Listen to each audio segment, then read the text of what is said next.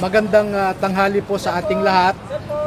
Naparito po kami sa Office of the Ombudsman para isumite ang kopya ng pinirmahan at notaryadong affidavit ng mga 18 na dating sundalo. At uulitin ko, 2 ang dating konektado sa Philippine Army at 16 ang dating Philippine Marines.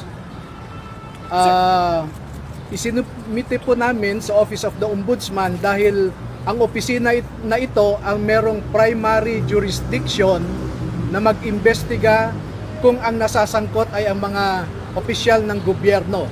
Walang ibang pwede naming pagsumitehan, hindi po pwede po sa DOJ, lalo nang hindi rin po sa Senado o sa Kongreso. Maski sa Regional Trial Court, no? Walang ibang opisina na po pwedeng tumanggap at magproseso ng complaint na ito kundi ang Office of the Ombudsman. Sir, sinong inirereklamo ninyo? Ano po yung reklamong inihain ninyo? O nirefer nyo lang ito para imbestigahan ng Ombudsman?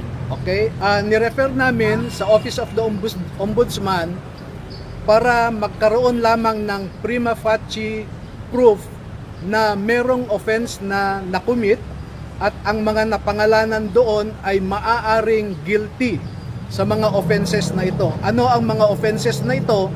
Ito ay mga pupwedeng violations ng Republic Act 3019 o yung Anti-Graft and Corrupt Practices Act. Number 2, yung Republic Act 6713 na nagbabawal na tumanggap ang mga opisyal ng kahit anumang regalo at kailangang ang isumite nilang SALN o yung Statement of Assets, Liabilities, and Net Worth ay dapat totoo at hindi falsifikado. Ang basehan po namin ay tumanggap sila ng milyon-milyon na pera pero hindi po yan naipakita sa kanilang SALN. At pag mag-iimbestiga pa ang Ombudsman ay maaaring makita nila na merong malversation at saka bribery. Attorney, mga ilan po yung nakalagay doon sa ni-refer nyo dito na complaint para po dito sa na nakalagay mismo doon sa affidavit? Okay, nakapangalan, bibigyan namin kayo ng kopya ng affidavit, no? In soft copy lang kasi medyo marami, no? Ilan doon ang mga senador parang 7 at ang mga congressmen ay 26. Okay, no? At maliban diyan, may mga ibang opisyal ng gobyerno katulad nung taga Bucor, taga Department of Agriculture, at sa ngayon, yun ang maalala ko. Sir, si Dilima, bakit po nasama siya po sa listahan? 2025 lang siya naging kongresista. Nagkaroon po ba ng error dito sa affidavit? Can you clarify that, sir? Noong ginawa ko kasi itong affidavit para sa kanila, base sa kanilang salaysay, ang nabanggit kasi nila, yan si Congresswoman De Lima, no? Hindi isa-isa. At I think mga 10 beses na ni-review nila, no? Every week, bumabalik ako sa kanila, binibigyan ko sila ng draft, etc. Ngayon, si Congresswoman Laila De Lima ay nakikita kasi na nakikipagpulong sa Unit Town 8 sa Polo Club Townhouse sa Forbes Park. At yung mga pumirma sa affidavit, sila kasi yung naghahanda ng pera, sila yung nagdadala, sila rin yung nagbabantay, no? At bago ang meeting, dinadala sa loob ng meeting place. At makikita nila na yung bitbit nilang mga bagahe na may pera, paglabas ng mga nagmi-meeting doon ay bitbit na rin nila ang kaparehong paper bag or maleta man yan. At isa si Congresswoman Laila De Lima na nakita nila mismo, eyewitness, na nagdala ng paper bag na may salapi sa loob na hindi magkukulang na 5 milyon. Marami dun sa mga napapanggit na nasa listahan, tinatawag nila na sinungalingan, hindi totoo, at meron pa nagsasabi wala raw kredibilidad itong mga hawak ninyo na 18 na to lahat, attorney. Normal po na yan ang sabihin ng mga naaakusahan.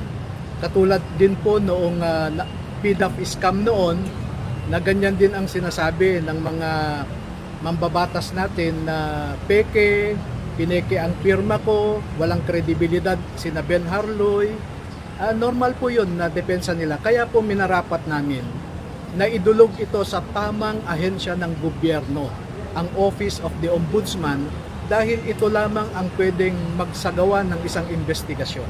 Pero Sir. nababanggit si Ombudsman dun sa mga, may ganun ba na nababanggit si Ombudsman pagkatapos kay Ombudsman pa kayo nagpunta? Oo, nabanggit si Ombudsman Remulla dahil sa bahay niya nagkaroon ng isang meeting ang mga taga-ICC.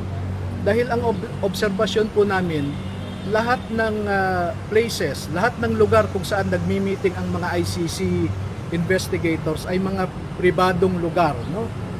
Wala naman silang pinuntahang public office eh. Kaya sabi ko nga, wala tayong choice eh. Hindi ko naman pwedeng dalhin sa DOJ, di ba? Hindi ko rin pwedeng dalhin sa Senado, sa Kongreso o sa RTC kaagad. Walang ibang ahensya ng gobyerno. Sir, inirereklamo nyo rin si Ombudsman Remulla? Well, makikita niya doon na actually nakikipag-usap siya sa ICC. Siya ang alter ego ng presidente at ang official statement ng Malacanang is that the government of the Republic of the Philippines will never cooperate with the ICC. And yet you have a high-ranking official of the government, no less than the Secretary of the Department of Justice, cooperating with the ICC. And we have a maxim in law that what you are prohibited to do directly, you cannot do indirectly. Sir, ano pong violation nun? Ano pong violation nung pakikipag-usap niya? From then Secretary Remulla cooperating with ICC, anong prohibition?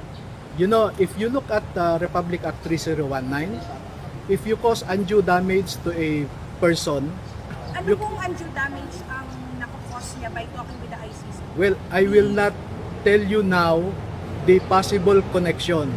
Kasi merong kidnapping silang kinaso eh, yung pamilya ni Duterte. Di ba?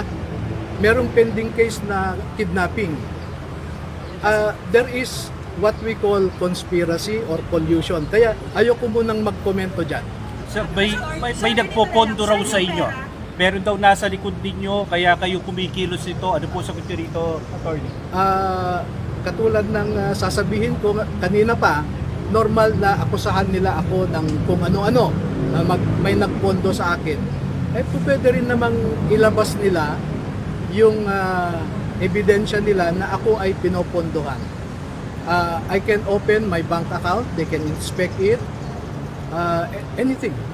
Welcome tayo dyan. Sir, yung pera, Senator Ping Lacson, na hindi daw yung amount parang hindi siya accurate kasi kung sinasabi doon sa national budget, parang Ang sinasabi ni mathematical probability yung amount na sinasabi. Okay. Ang sinasabi kasi ni Senator Lacson, ang assumption niya, ang mga pera na ito ay galing sa flood control projects lamang. Marami pong ibang pinanggagalingan.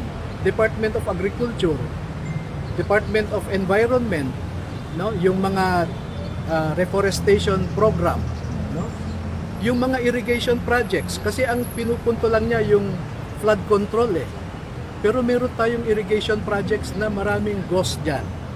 Okay, at makikita nyo naman, kahapon lang naglabas ng statement si Congressman Erice na di umano yung 2 billion na confidential fund ng Customs ay kinuha daw ng ating presidente, no? So maraming pwedeng panggalingan. Halimbawa, yung aligasyon na yung Bucor chief ay nagdala ng pera kay Saldico, no? Eh hindi naman yun galing sa flood control. And even assuming na flood control lang, ang total niyan mga 1.3 trillion eh, ang flood control fund, 1.3 trillion. Eh kung makita nyo yung sa PDAF scam, 60 to 70% ang kinukuha ng mga mambabatas. Kaya yung sinasabi niya, 70% ng 1.3 trillion is about 800 billion. That is accurate. Kasi nga, binase ko yung statement ko na yan dahil 3 hanggang 4 na beses ang mga dating sundalo na ito, ang sinasabi nila na nagde-deliver sila sa Forbes Park 3 to 4 times a week. at hindi bababa ng 20 na bagahe kada delivery. Pero sir, At- na-batch nyo pa Sir, last question. Sir, Last kanina question. lang, makomplete na lang sir, may pera. Pera to ni Zaldico na pinambabayad Yes. sa mga politiko para Yes. Galing- anong gagawin? Hindi ko po alam. What Walang is sinasabi. your allegation? Kasi di ba sir, sabi nyo, pera ni Zaldico, ginagawang bribe sa mga public officials, para saan? Wala po kaming sinasabing bribery ha. Ang sinasabi ng affidavit nila ay nagbibigay ng pera si Saldico sa mga government official na ito. Para saan po? Para Kaya saan daw po yung pera? pag makikita po ninyo yung referral ko sa ombudsman, there is a possible violation of RA 3019 at saka 6713.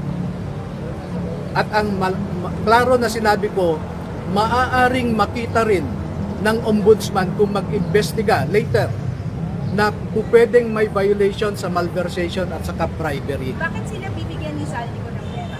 Itong mga tao. Yun po ang lalabas sa investigasyon. Attorney, ano yung naging vetting process natin para dun sa mga statement? Ilang buwan? Ano yung mga naging challenge? Okay, may mga kinausap akong ibang kasamahan nila na sa ngayon ay yung iba ayaw nilang lumabas, no? At nagbigay pa nga sila ng mga litrato maliban sa binigay sa akin ng mga 18 na ito, ay may iba pa silang ibinigay sa akin na pati dokumento. Yun ang vetting process na ginawa ko. At nag-umpisang